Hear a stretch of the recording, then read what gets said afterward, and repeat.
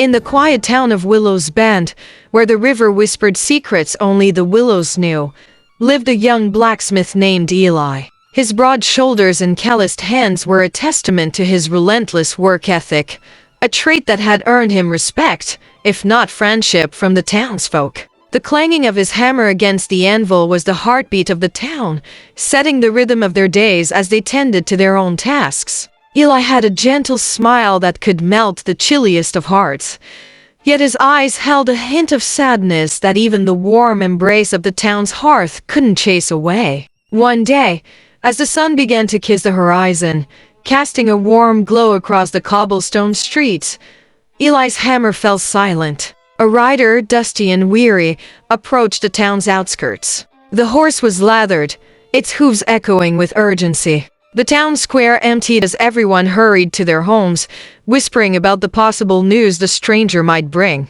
Eli, ever the curious soul, wiped the sweat from his brow and walked towards the commotion, his eyes never leaving the rider as the latter dismounted and handed a letter to the trembling innkeeper. "Read it," the rider demanded, his voice hoarse from the journey. The innkeeper, a plump man named Gustav, unfolded the parchment with trembling hands. His eyes scanned the words, his face paling with each line. "What is it?" Eli asked, his curiosity piqued. Gustav looked up, his eyes meeting Eli's. "It's from the capital," he replied, his voice barely a whisper. "It seems the peace we've hoped for is shattered."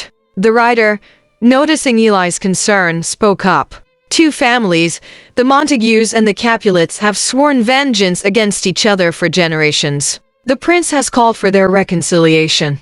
A wedding is to take place between their youngest heirs, and it's said that this union will end the wars that have ravaged our lands." His gaze grew intense. "But now, a week before the nuptials, the couple has been found, murdered." Eli's heart sank. He had heard tales of the feud, the battles, and the pain it had brought to so many. Yet, he never thought it would come to this. "Why tell us?" he questioned, his voice filled with a mix of confusion and dread.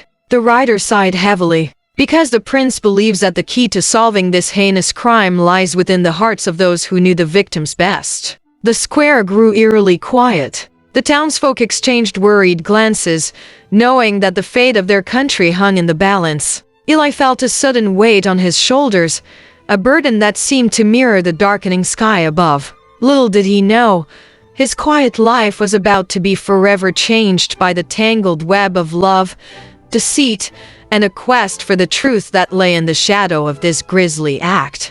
The rider handed Eli a second letter. "The prince requests your presence, blacksmith," he said gravely. "Your sister was to be the bride."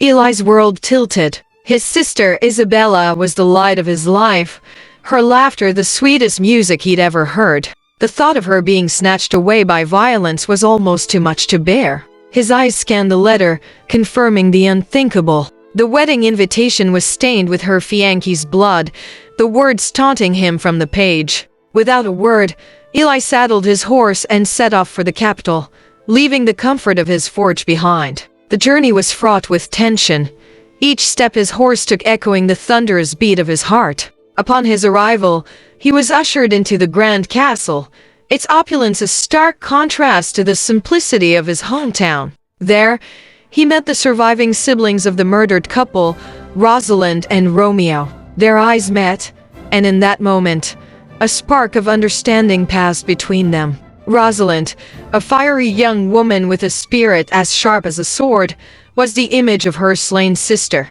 Romeo, a brooding young man with a gentle touch, mirrored the strength and kindness of the brother Eli had never known. They were bound by loss, their hearts entwined in the same painful knot. Yet, amidst the grief and anger, an unexpected bond began to form.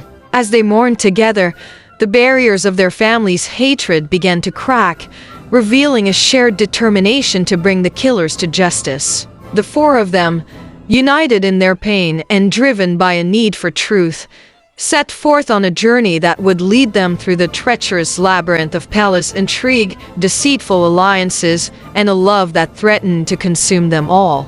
They were the unlikeliest of companions, but fate had brought them together. And as they delved deeper into the mystery, they discovered that the enemy was not only outside their families, but within their very own walls. The capital was a bustling city, a stark contrast to the quiet solace of Willow's Bend. The cobblestone streets were replaced with gleaming marble, and the warm glow of candles with the cold light of torches that danced against the shadows of the castle. The air was thick with whispers and the scent of fear. Eli felt the weight of his sister's loss with every step he took, her memory a constant flame that burned in his chest. Rosalind, with her unyielding spirit, became the group's leader. Her sharp intellect and fiery nature had earned her a reputation even among the stoic guards of the castle. Romeo, though lost in his own grief, had a softness to him that drew people in, a stark contrast to his family's fierce reputation.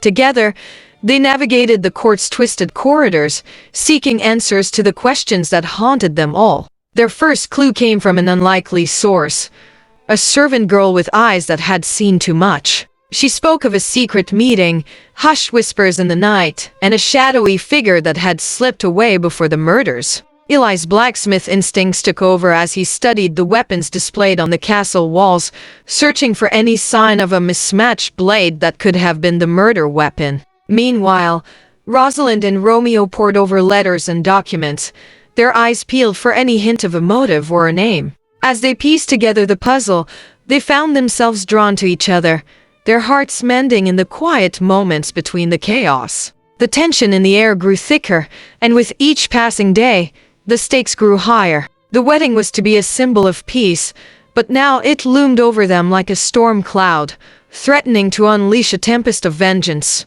The whispers grew louder, the glances more suspicious, and the four of them knew that time was running out. They had to solve the murder before the wedding, or the fragile peace would shatter like glass, and the country would plunge back into the abyss of war. Their investigation led them to the heart of the castle, to a chamber where the air was heavy with secrets. It was there that they found a hidden compartment, and within it, a letter. The handwriting was familiar, yet the words were a dagger to the heart. The letter spoke of a plot to ensure the union never took place, of a betrayal that went deeper than they could have ever imagined. As they read the final line, their eyes met, and the realization dawned upon them. The enemy was closer than they had ever thought possible, and the path to the truth was now paved with shattered trust. The walls of the castle seemed to close in around them as they digested the information. They were in a race against time, and the clock was ticking louder with each passing minute. Romeo's fists clenched, his eyes ablaze with a newfound anger, while Rosalind's gaze grew cold and determined. They knew what they had to do. The looming wedding was not just a celebration of peace, but a countdown to their doom if the truth remained buried. Eli and Romeo set forth to gather evidence, while Rosalind and the servant girl, who had become an unexpected ally, searched for the elusive figure mentioned by the girl. They moved like shadows in the moonlit halls, their hearts pounding in unison with the rhythm of their footsteps. The castle, once a symbol of power and grandeur, now felt like a prison, holding them captive in a dance of deceit. The night before the wedding, they found themselves in the chamber of the one they had trusted the most, the very person who had been orchestrating the chaos from the shadows. The revelation was like a punch to the gut, leaving them reeling. But they had no time for doubt. The four of them stood united, their hearts beating as one, their eyes filled with the fire of justice. They had come for the truth, and they were not leaving without it. The confrontation was tense, the air thick with accusations and denials. But as the pieces fell into place, the truth emerged, raw and unyielding. The killer was revealed, and with them, the face of betrayal that had been lurking in their midst. The room echoed with gasps and cries of disbelief as the culprit was unmasked. The bond between Eli, Romeo, and Rosalind grew stronger, their shared pain and anger forging a new alliance that transcended the boundaries of their feuding families. In the end, it was love that had brought them together, and love that had led them to the truth. The wedding that was meant to heal a nation now stood as a testament to the power of unity in the face of adversity. With the killer brought to justice, the looming threat of war was lifted, and the promise of peace felt almost tangible. Yet, the scars of the past remained, a stark reminder of the price paid for their future. The following dawn, as the castle bells tolled for the wedding that would never be, the four of them stood on the parapet, their eyes on the horizon. The sun rose, casting a warm light on their faces, and for a brief moment, it seemed as though the heaviness of the night had lifted. The future was uncertain, but they knew they would face it together, bound by the love they had found and the promise of a new beginning. The Montagues and Capulets had lost much, but perhaps in the end, they had gained something far more precious. A chance to rewrite their story, one of friendship and hope.